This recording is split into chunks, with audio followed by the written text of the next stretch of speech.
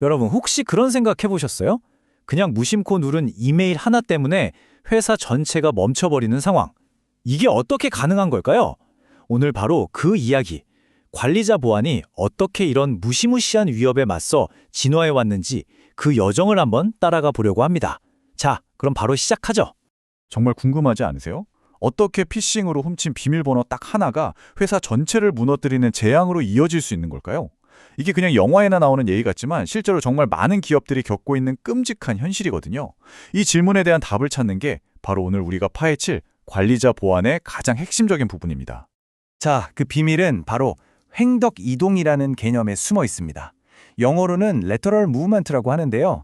이게 뭐냐면 공격자가 일단 가장 뚫기 쉬운 곳, 그러니까 보통 일반 사용자 PC 같은 약한 고리로 먼저 들어오는 거예요. 근데 거기서 멈추는 게 아니죠.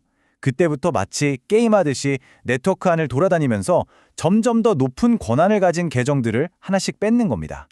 최종 목표는 바로 왕관 보석, 그러니까 도메인 컨트롤러 같은 회사의 심장부를 장악하는 거죠. 예전의 보안 모델들은 바로 이 치명적인 횡적 이동을 막는 데 모든 걸 걸었다고 보시면 됩니다.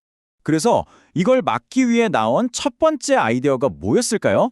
바로 마이크로소프트가 내놓은 아주 고전적인 관리 계층 모델입니다. 저는 이걸 디지털 요새라고 부르고 싶은데요. 진짜 성벽을 여러 겹 쌓아서 적의 침입을 막는 것처럼 IT 시스템도 여러 겹의 논리적인 방어선으로 나누어서 보호하자는 거였죠. 이게 바로 그 디지털 요새의 설계도인데요. 딱 봐도 겹겹이 쌓여있죠? 제일 중요한 안쪽, 계층 0이 바로 왕이 있는 곳, 그러니까 시스템의 모든 통제권을 쥔 핵심이고요. 그 바깥을 계층 1이 감싸고 있죠. 여기엔 중요한 비즈니스 애플리케이션 같은 것들이 있어요. 그리고 가장 바깥, 계층 2가 바로 우리 같은 일반 사용자들이 매일 쓰는 공간입니다. 그러니까 계층과 계층 사이에 보이지 않는 벽, 일종의 해자를 만들어서요. 혹시나 가장 바깥쪽이 뚫리더라도 공격자가 왕이 있는 곳까지 한 번에 달려가지 못하게 막는 거죠. 아주 직관적인 구조예요. 이게 측령은요, 진짜 말 그대로 왕궁의 심장부, 컨트롤 타워입니다. 도메인 컨트롤러처럼 시스템 전체의 운명을 쥐고 있는 핵심 자산들이 다 여기에 있어요. 만약에 여기가 뚫린다? 이건 그냥 성벽 하나 무너지는 수준이 아니에요. 왕국 전체가 그냥 끝나는 겁니다. 게임 오버죠? 그럼 계층 1은 뭘까요? 왕궁을 둘러싼 내부 안뜰이라고 생각하시면 돼요. 회사의 중요한 업무 프로그램이나 데이터베이스 서버 같은 것들이 여기에 있습니다. 물론 여기도 엄청 중요하죠. 하지만 가장 중요한 원칙은 계층 1을 관리하는 사람이 절대로 계층 0의 자산에는 손댈 수 없게 막아놨다는 거예요.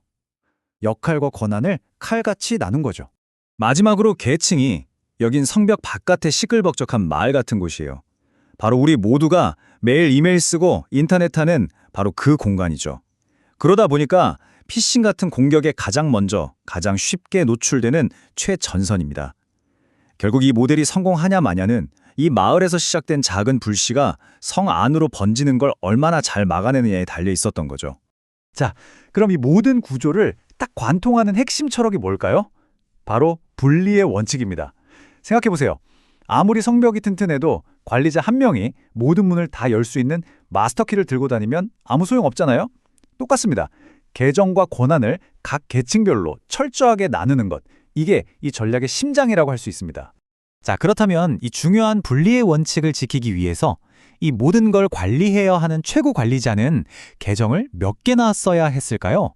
하나? 아니면 뭐 업무용, 관리용 2개? 놀라지 마세요.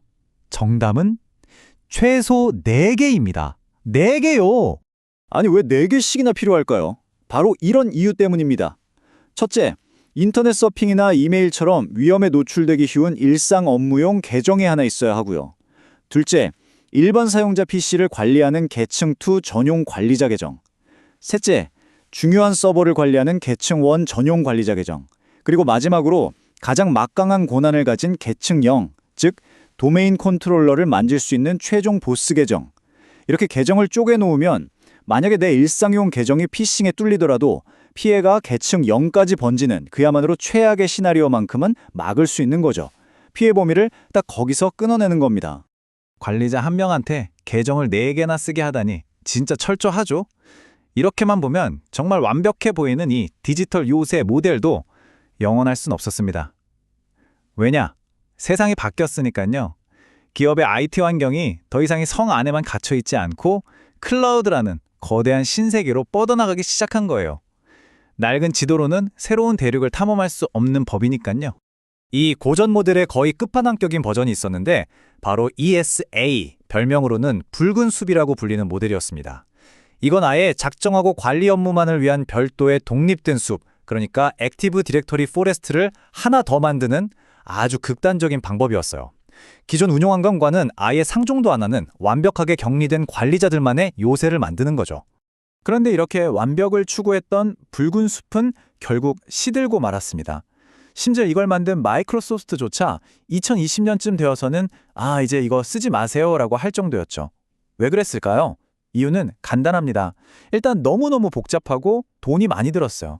그리고 더 결정적으로 직원들이 사무실 서버에 접속했다가 클라우드 앱에 로그인했다가 하는 요즘 같은 하이브리드 환경에서는 이런 딱딱한 구조가 현실에 전혀 맞지 않았던 겁니다. 그야말로 이상 속에만 존재하는 요새였던 거죠.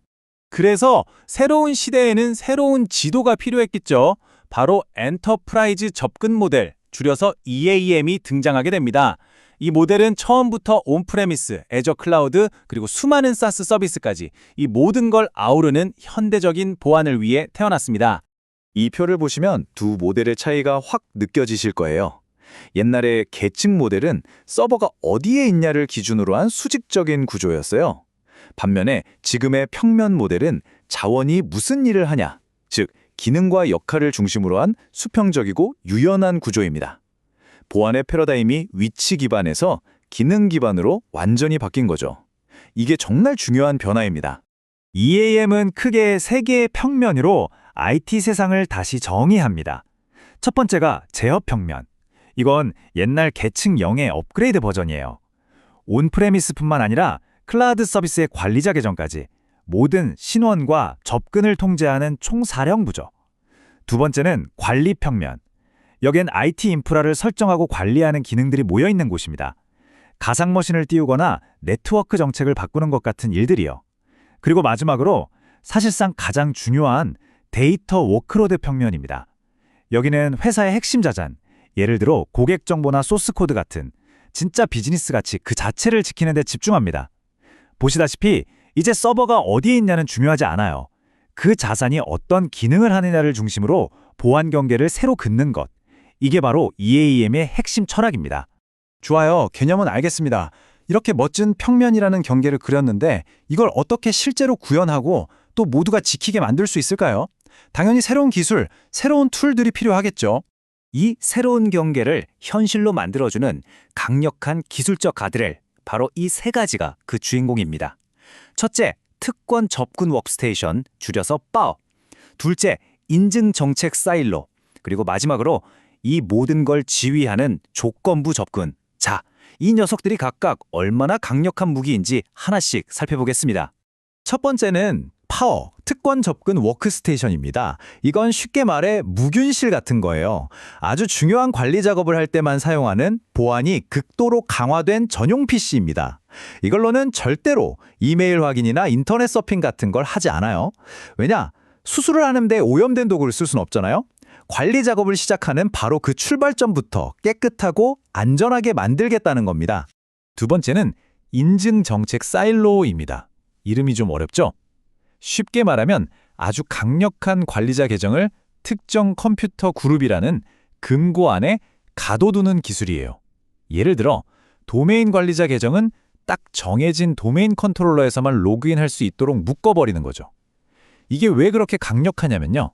만약 공격자가 이 금고 열쇠, 즉 비밀번호를 훔쳤다 해도 엉뚱한 문, 즉 일반 PC에 가서 열려고 하면 절대 열리지 않는 거예요. 열쇠와 자물쇠가 딱 맞아야만 작동하게 만드는 거죠.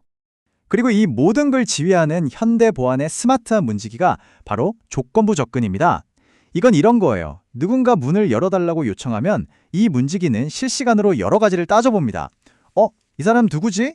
허가된 장비로 들어오는 거 맞나? 어제는 서울이었는데 오늘은 갑자기 해외에서 접속하네? 좀 수상한데?